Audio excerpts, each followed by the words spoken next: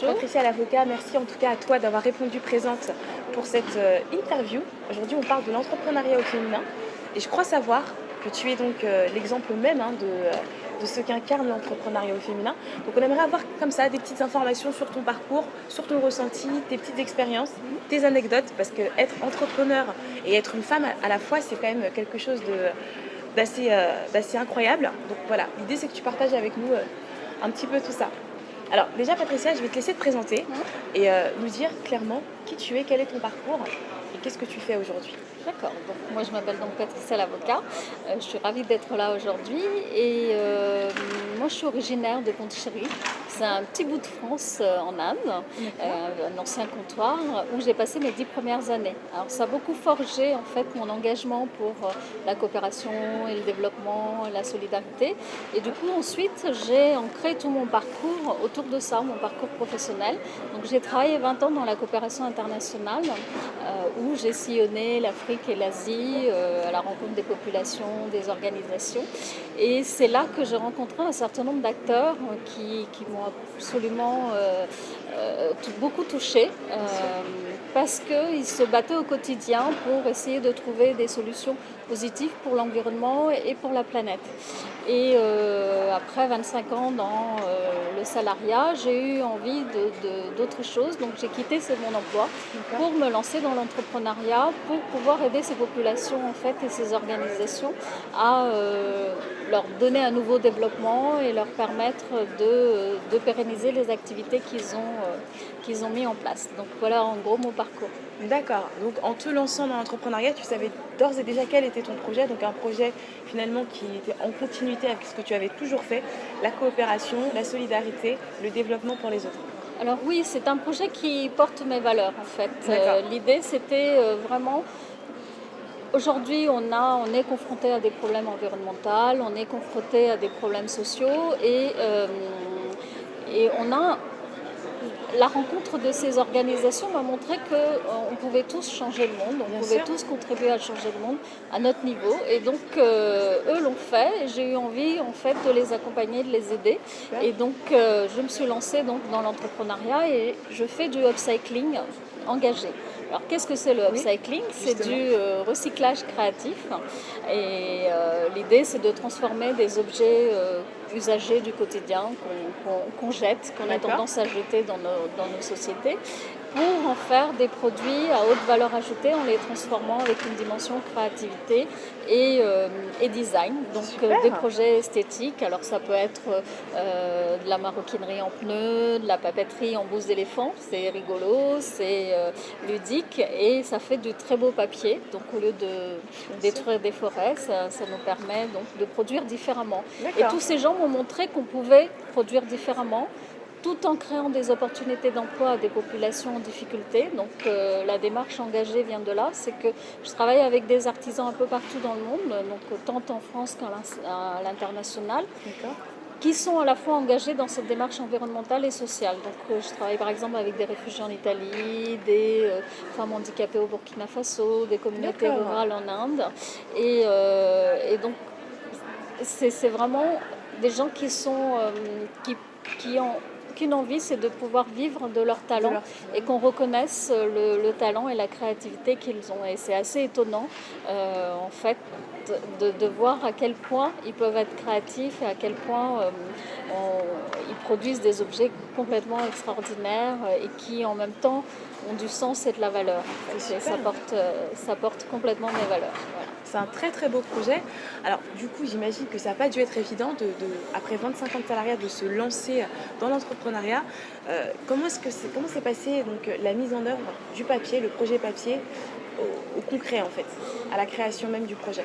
En fait, au fur et à mesure de mes rencontres, en fait, quand je partais beaucoup en mission, et c'est quelque chose qui a mûri dans le temps, D'accord. et qui pour moi, à un moment donné, était tout à fait naturel en fait. D'accord. C'était dans la Voilà, continuité c'était dans la finalement. continuité, c'était naturel que je fasse ça. Mais c'est sûr que c'est pas évident, on a l'impression de sauter un petit peu dans le vide, après avoir eu un confort matériel voilà, relativement correct, de se dire, bah voilà, on se lance dans quelque chose, mais à la fois c'est extrêmement stimulant. Et pour moi, ça a été quelque chose d'assez naturel en fait. Donc D'accord. je ne l'ai pas senti. Ensuite, il faut le faire accepter par son entourage. Alors justement, la question de l'entourage, enfin, surtout quand on est qu'une femme, parce que c'est vrai qu'une femme, on a beaucoup d'attentes, la société attend énormément des femmes aujourd'hui, donc il faut être excellente, il faut être une bonne mère, une bonne épouse, pour pouvoir trouver un équilibre entre tout ça. Comment ça s'est passé pour vous? Est-ce que votre entourage a été un soutien? Est-ce qu'au contraire, il y a eu pas mal d'idées reçues, pas mal de réticences sur le fait que vous deveniez une femme entrepreneur? Comment ça s'est passé? Alors déjà, je pense qu'il y a un premier point, c'est mon âge. Je ne suis pas une jeune entrepreneuse. J'ai 50, j'ai plus de 50 ans maintenant, mais quand je me suis lancée, j'avais 50 ans. D'accord. Et je pense que l'entrepreneuriat, ça fait peur aux gens autour de nous. Et c'est autant, alors c'est important que votre entourage proche, donc mon mari et mes enfants, acceptent ça. D'accord. Je pense que s'ils n'acceptaient pas, ça serait extrêmement difficile en fait de se lancer dans l'entrepreneuriat. Ensuite, il y a la pression, je dirais, du cercle, au-delà du cercle restreint familial, les amis, les proches, qui, eux, ont eu une réaction, mais tu ne te rends pas compte, c'est risqué. T'as un super boulot. Voilà, pourquoi exactement. Tu as un super boulot, c'est hyper risqué. Et j'ai eu envie de leur dire oui, c'est risqué de traverser la rue, de se faire renverser, tout est risqué. Mais voilà, j'avais envie de le faire et je pense que c'est important. Le bien-être, c'est aussi faire ce qu'on a envie de faire, Bien sûr. aller au bout de nos rêves. Alors qu'on réussisse ou qu'on ne réussisse pas, je crois que finalement, c'est pas tant le problème, c'est vraiment d'avoir essayé. Et quand j'ai vu, moi, tous ces gens qui n'avaient pas grand-chose, qui ont essayé, qui se sont lancés, qui se battent au quotidien, je pense que moi, je dois rester modeste par rapport à ça et me dire, nous aussi, on doit essayer, on peut le essayer, faire. du moins. Voilà. D'accord, donc du coup, donc cette barrière dans le contexte, l'entourage, ça a été donc une difficulté que vous avez surmontée. Quelles ont été les autres difficultés dans le fait de se lancer dans l'entrepreneuriat en étant femme? Alors, en Est-ce qu'on... étant femme, je ne suis pas sûre qu'il y ait plus de problèmes que d'autres, hormis effectivement cette pression sociale qui est importante. Je pense qu'on a aussi moins confiance en nous que les D'accord. hommes, peut-être. Ah Donc oui? je pense qu'on manque un peu de confiance et c'est quelque chose qui n'est pas fondé. Je pense qu'il est D'accord. totalement psychologique. Et ça, vous l'avez ressenti par exemple avec les acteurs, Oui. les personnes qui peuvent vous accompagner Oui. éventuellement, qui ont émis plus de réticence, par Non, exemple? je l'ai senti plus en côtoyant des femmes entrepreneurs. Ah oui? Et je pense qu'il y a beaucoup de femmes qui ont de très belles idées et qui n'osent pas. D'accord. Qui n'ont pas confiance en elles alors qu'elles ont les compétences, elles ont tout ce qu'il faut pour pouvoir le faire. Et je pense que ce manque de confiance et cette pression sociale est certainement les freins importants pour l'entrepreneuriat féminin.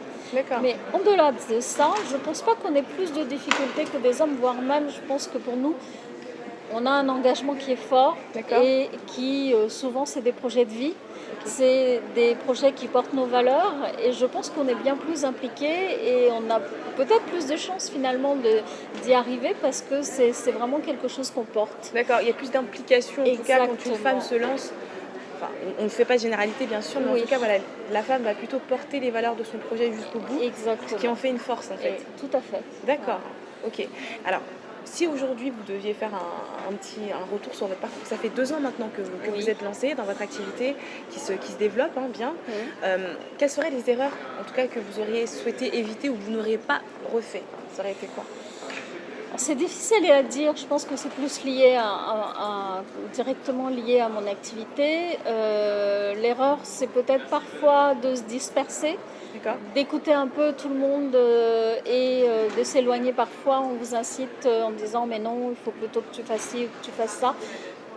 De s'éloigner un peu de notre projet, de ce qui nous parle. Et je pense qu'il faut faire la part des choses, prendre du recul. Prendre le temps du recul à chaque étape du projet. Je crois que ça, c'est quelque chose d'important, de se poser et de dire, bon, là, je suis arrivée là, quelles sont les conclusions que je tire, et d'être pragmatique, en fait, dans notre démarche, et de dire, qu'est-ce que j'ai fait de bien, qu'est-ce que j'ai fait de mal, quelles sont les conclusions. On ne fait jamais rien de mal, on essaye de toute façon. On apprend de toute dans façon. la vie d'entrepreneuriat, on prend 90% de décisions qui, parfois, ne sont pas bonnes. Donc, le tout, c'est de tirer les bonnes conclusions de ces de ses erreurs et de prendre le temps de l'analyse. Et je crois que c'est ça aussi qui a fait que ben, j'ai testé, j'ai vu qu'il y avait des choses qui marchaient, d'autres qui ne marchaient pas, et je suis allée voilà, de façon pragmatique, étape par étape, en fait, dans mon évolution. D'accord. Une évolution qui continue bien sûr, mais est-ce que vous diriez que dans votre évolution, vous avez été accompagnée peut-être par d'autres femmes? Est-ce que vous avez été peut-être motivée? Vous avez eu peut-être des coachs féminins? Tout à fait. Alors, d'abord, j'ai été accompagnée par ce programme qui s'appelle Stand Up, D'accord. qui est réservé aux femmes entrepreneurs, donc qui est initié par HEC. Et ça, pour moi, ça a été quelque chose d'extrêmement important parce que déjà, je trouvais qu'une grande école comme ça, qui ouvre les portes de l'excellence à des femmes qui n'ont pas eu la chance de pouvoir accéder justement à tout cela, c'était une chance pour moi, une chance pour nous toutes, que j'ai saisie. Donc et ça a été aussi un moment de rencontre et d'échange avec d'autres femmes. Et ça a été un élément important aussi de se dire on n'est pas seul, on est nombreuses, on est entourées. Et effectivement, ça m'a beaucoup boostée et ça m'a permis de faire de belles rencontres avec d'autres femmes entrepreneurs avec qui on continue d'échanger, de s'entraider. Et ça a été un élément effectivement extrêmement important.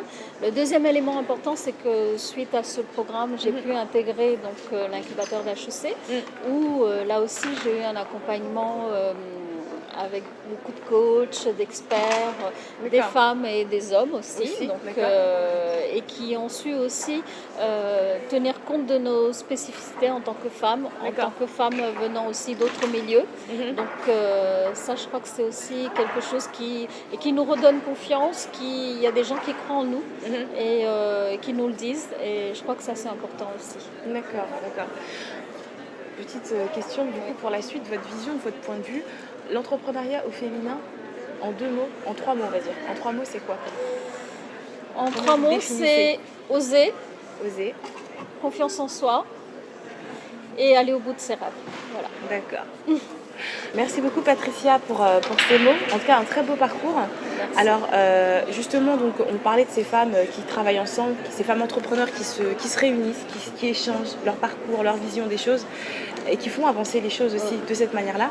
Donc justement, l'Organisation internationale de la francophonie va lancer une plateforme qui est spécialement dédiée aux femmes entrepreneurs.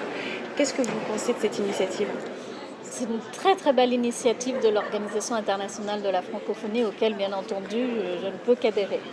D'accord. Et si tu avais un petit mot à dire pour toutes les personnes qui nous regardent, qui t'écoutent et qui sont des femmes qui entreprennent déjà ou qui aimeraient entreprendre, qu'est-ce que ce serait ce petit mot ? Un mot tout simple, c'est de dire qu'il n'y a pas d'âge pour entreprendre. Donc je leur dirais osez, ayez confiance en vous et allez au bout de vos rêves. Merci beaucoup Patricia Lavocat, merci en tout cas pour ce petit focus, merci pour ton expérience très édifiante, un très beau parcours. On se retrouve très prochainement pour d'autres interviews avec d'autres femmes entrepreneurs à l'image de Patricia. À bientôt. Merci.